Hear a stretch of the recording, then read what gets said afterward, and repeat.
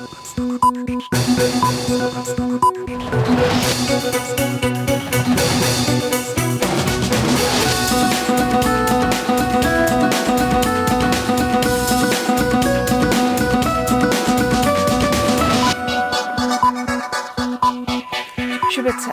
স্বাগত মাছরাঙা সংবাদে। আপনাদের সঙ্গে আছি আমি সাবরিনা হাসনাত। গণতান্ত্রিক উত্তরণ এবং সংস্কার কর্মসূচির জন্য যে উদ্যোগ অন্তর্বর্তী সরকার নিয়েছে তার প্রতি পূর্ণ সমর্থন দিয়েছে জাতিসংঘ। এই কর্মসূচি সফল করতে সরকারের পাশে থাকার অঙ্গীকার করেছে সংস্থাটির মহাসচিব অ্যান্তোনিও গুতেরেস। জাতিসংঘ সদর দপ্তরের প্রধান উপদেষ্টা অধ্যাপক ডক্টর মোহাম্মদ ইউনুসের সঙ্গে বৈঠকে তিনি এই অঙ্গীকার করেন। নিউ ইয়র্কে জাতিসংঘ সদর দপ্তরে সংস্থাটির মহাসচিব আন্তোনিও গুতেরেসের সাথে গতকাল বৈঠক করেন অন্তর্বর্তী সরকারের প্রধান উপদেষ্টা অধ্যাপক মোহাম্মদ ইউনুস। রাজনৈতিক সংস্কার, আগামী ফেব্রুয়ারির জাতীয় নির্বাচন, সংরক্ষণবাদী শুল্ক নীতির কারণে বৈশ্বিক বাণিজ্য উদ্বেগ এবং রোহিঙ্গা সংকট সহ নানা বিষয়ে আলোচনা হয় বৈঠকে।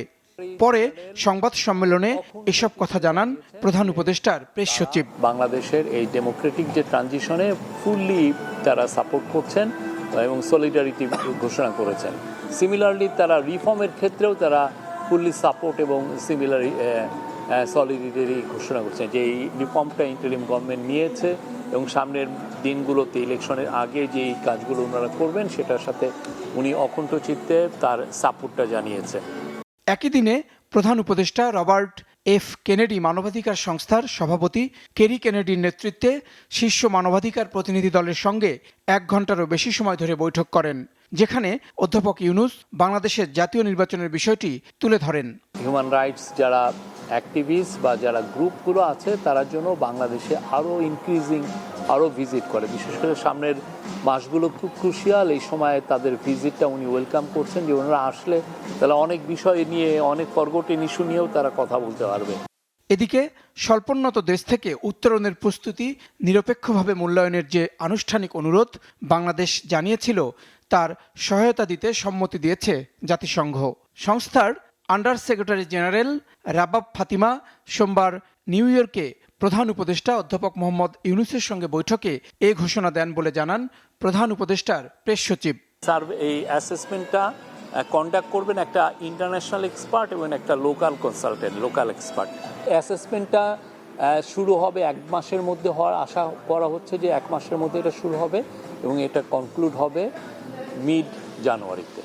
এদিকে জাতিসংঘে রোহিঙ্গা সংকট নিয়ে প্রথম উচ্চ পর্যায়ের সম্মেলনের আগে সংস্থাটির শরণার্থী বিষয়ক হাই কমিশনার ফিলিপো গ্রান্ডির সঙ্গে বৈঠক করেছেন প্রধান উপদেষ্টা অধ্যাপক মোহাম্মদ ইউনুস। সেখানে আলোচনায় উঠে আসে রাখাইনে মানবিক সংকট, আন্তর্জাতিক সহায়তা হ্রাস এবং রোহিঙ্গাদের নিরাপদ প্রত্যাবর্তনের কূটনৈতিক উদ্যোগের বিষয়টি নিয়েও। জাহিদ সেলিম, মাছরাঙা সংবাদ, ঢাকা। 8 দফা দাবিতে চতুর্থ দিনের মতো খাগড়াছড়িতে যুগ্ম ছাত্র জনতার ডাকে পালিত হচ্ছে সড়ক অবরোধ। খাগড়াছড়ি থেকে চট্টগ্রাম এবং ঢাকা মহাসড়কে অবরোধ কর্মসূচি শিথিল করলেও খাগড়াছড়ি থেকে চট্টগ্রাম বা ঢাকায় কোনো যানবাহন চলাচল করছে না। তবে জেলার অভ্যন্তরীণ উপজেলা সড়কে সড়ক অবরোধ কর্মসূচি পালিত হচ্ছে। এদিকে খাগড়াছড়ি সদর উপজেলা এবং গুইমারা উপজেলায় বহাল রয়েছে 144 ধারা। জেলায় যৌথ বাহিনী টহল অব্যাহত রয়েছে। গতকাল থেকে রাঙ্গামাটি এবং বান্দরবানে অবরোধের ডাক দেয়া হলেও শুধু রাঙ্গামাটি খাগড়াছড়ি সড়কে যান চলাচল বন্ধ রয়েছে। এদিকে সকালে খাগড়াছড়ি সেনানিবাসে সেনাবাহিনীর পক্ষ থেকে সংবাদ সম্মেলনে সার্বিক পরিস্থিতি জানানো হয়। বর্তমানে খাগড়াছড়িতে প্রশাসন কর্তৃক আরোপিত 144 ধারা অব্যাহত রয়েছে এবং পরিস্থিতি উন্নতি না হওয়া পর্যন্ত এটা অব্যাহত রাখার জন্য আমরা প্রশাসনকে অনুরোধ করব এবং প্রশাসন যখন মনে করবে যে পরিস্থিতি সম্পূর্ণ স্বাভাবিক তখন এটা প্রশাসন তুলে নিবে। আমরা তাদের সাথে সম্পূর্ণ সমন্বয় থাকবে আমাদের। দর্শক, কিছুক্ষণ আগে খাগড়াছড়ি থেকে সেখানকার সবশেষ অবস্থা সম্পর্কে জানিয়েছেন জেলা রিপোর্টার কানন আচার্য। খাগড়াছড়িতে গতকাল দুপুর থেকে খাগড়াছড়ি চট্টগ্রাম এবং খাগড়াছড়ি ঢাকা মহাসড়কে অবরোধ শিথিল করলেও এখনও পর্যন্ত খাগড়াছড়ি থেকে চট্টগ্রাম অভিমুখে কোনো যানবাহন চলাচল করতে দেখা যাচ্ছে না এবং চট্টগ্রাম থেকেও খাগড়াছড়ি অভিমুখে কোনো গাড়ি ছেড়ে আসতে দেখা যায়নি।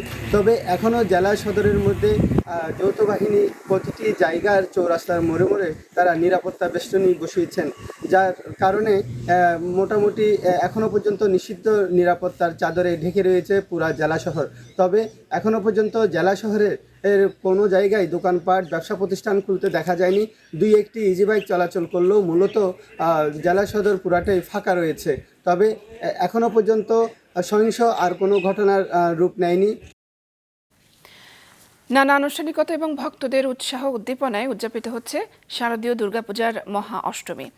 এদিন সবচেয়ে বড় আকর্ষণ হলো কুমারী পূজা। কুমারী বালিকার মধ্যে বিশুদ্ধ নারীর রূপ কল্পনা করে তাকে দেবী জ্ঞানে পূজা করেন ভক্তরা। রাজধানীর রামকৃষ্ণ মিশন এবং মঠে প্রতি বছরের মতো এবারও আড়ম্বরপূর্ণ এবং ধর্মীয় ভাব গাম্ভীর্যের মধ্য দিয়ে সকালে কুমারী পূজা উদযাপন করেন হাজারো সনাতন ধর্মাবলম্বী। ফুল, জল, বেলপাতা, ধূপ, দ্বীপসহ ষোড়শ উপাচারে কুমারী রূপে দেবী দুর্গারই আরাধনা করা হয়।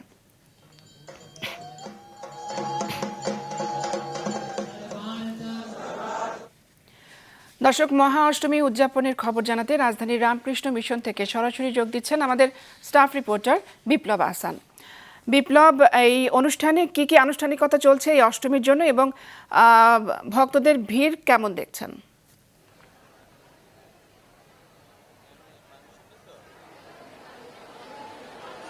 সাবরিনা, শুরুতেই বলি যে ভক্তদের ভিড় কিন্তু প্রচন্ড একদম এই মিশনের সম্পূর্ণটা একদম মানে তিল ফেলবার ঠাঁই নেই সে অবস্থা।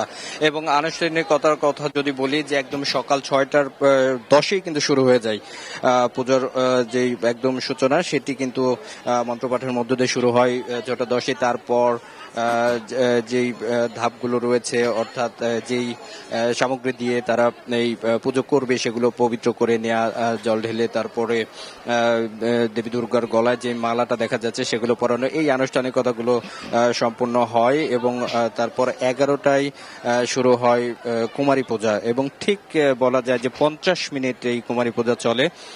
তারপর সেটি শেষ হয়, একটু আগে আসলে সেটি শেষ হলো। এবং এরপরে আমরা যেমনটা জানি যে সন্ধি পূজা হবে সন্ধ্যা 6টা 13 মিনিটে এবং যে সমাপন হবে সেটি সন্ধ্যা 7টা 1 মিনিটে হবে। এবং এখন পর্যন্ত এখানে আমরা যেমনটা দেখতে পাচ্ছি প্রচুর ভক্তকুল এসেছে এবং আইন শৃঙ্খলা বাহিনীর বিষয়টা যদি বলি সেটিও কিন্তু বেশ তৎপর। একদম প্রত্যেকটা গেটে ভেতরে সব জায়গায় কিন্তু একদম শক্ত বেষ্টনী, যে যাকে বলে যে নিরাপত্তার চাদরে বেষ্টিত করা, তেমনটাই কিন্তু আমরা দেখতে পেয়েছি। সাবরিনা, সবকিছু মিলিয়ে বলা যায় খুব সুন্দর একটা পরিবেশে পুজো সম্পন্ন হচ্ছে। দর্শক, রাজধানীর রামকৃষ্ণ মিশন থেকে শারদীয় দুর্গোৎসবের মহা অষ্টমী উদযাপন সম্পর্কে জানাচ্ছিলেন আমাদের সহকর্মী বিপ্লব আহসান। এবার আন্তর্জাতিক। গাজা যুদ্ধ বন্ধে যুক্তরাষ্ট্র প্রস্তাবিত 20 দফা শান্তি পরিকল্পনায় সম্মত হয়েছে ইসরায়েল। এই পরিকল্পনায় যুদ্ধবিরতি, গাজা থেকে সেনা প্রত্যাহার এবং বন্দি বিনিময়ের বিষয় রয়েছে। মার্কিন প্রেসিডেন্ট ডোনাল্ড ট্রাম্প একে ঐতিহাসিক দিন বলে আখ্যা দিয়েছেন। তবে হুঁশিয়ারি দিয়ে ইসরায়েল জানিয়েছে হামাস চুক্তি না মানলে তাদেরকে নিশ্চিহ্ন করে দেওয়া হবে। আন্তর্জাতিক পর্যবেক্ষকরা এই উদ্যোগকে শান্তির পথে বড় অগ্রগতি হিসেবে দেখেছেন। এখন সব পক্ষের ইতিবাচক সাড়া এবং বাস্তবায়নই নির্ধারণ করবে যুদ্ধ শেষ হবে কিনা। এদিকে কাতারে হামলার জন্য ক্ষমা চেয়েছেন ইসরায়েলি প্রধানমন্ত্রী বেনিয়ামিন নেতানিয়াহু। এ ছিল এখনকার মতো। ফেসবুকে আপডেট পেতে ভিজিট করুন মাছরাঙা টেলিভিশনের পেজে, ইউটিউব চ্যানেলেও দেখতে পারেন আমাদের সংবাদ, প্রতিবেদন এবং অনুষ্ঠান। আমাদের পরবর্তী সংবাদ দুপুর 2টায়। দেখা হবে।